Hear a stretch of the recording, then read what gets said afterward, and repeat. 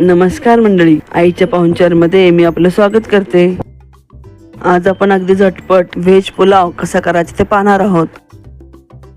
पुलाव करण्यासाठी एक गाजर, एक बटाटा, एक कांदा उभा चिरून घ्यायचा, अर्धी वाटी मका, अर्धी वाटी मटार दाणा सोलून घ्यायचा, एक चमचा जिरे, 2 तमालपत्र, एक दालचिनीचा तुकडा, 3-4 लवंगा घ्यायच्या, एक वाटी बासमती तांदूळ स्वच्छ धुवून अर्धा तास झाकून ठेवायचा। कुकर मध्ये 1 टेबलस्पून तूप गरम करून त्यात जिरे, दालचिनी, तमालपत्र, लवंग घालून फोडणी करायची। आता या फोडणीमध्ये चिरलेल्या भाज्या घालायच्या, मका आणि मटारचे दाणे घालायचे। आता या भाज्या 4-5 मिनिटं छान परतून घ्यायच्या। भाज्या परतल्यावर त्यामध्ये अर्धा चमचा धने जिरे पावडर घालायची, पाव चमचा मिरपूड घालायची, पाव चमचा गरम मसाला घालायचा।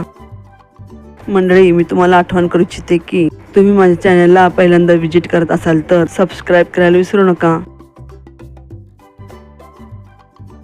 आता हे मिश्रण छान परतून त्यामध्ये 2 चमचे आलं, लसूण, मिरची, कोथिंबीरची पेस्ट घालायची, भिजवलेला तांदूळ घालायचा।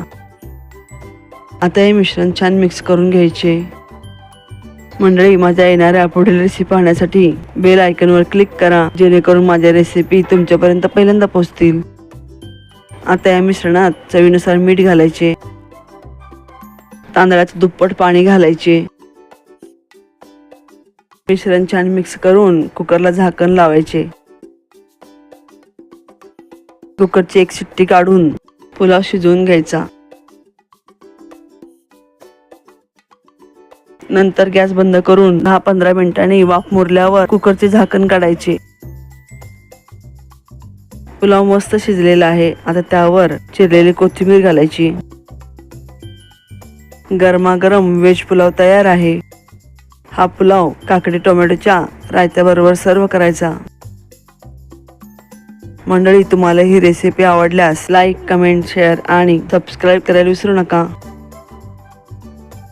तुम्हाला माझ्याकडून कोणत्या शाकाहारी रेसिपी पाहायला आवडतील हे मला कमेंटद्वारे नक्की कळवा। अशाच नवनवीन रेसिपी पाहण्यासाठी पुन्हा भेटू। तोपर्यंत मस्त खा आणि स्वस्थ राहा। धन्यवाद।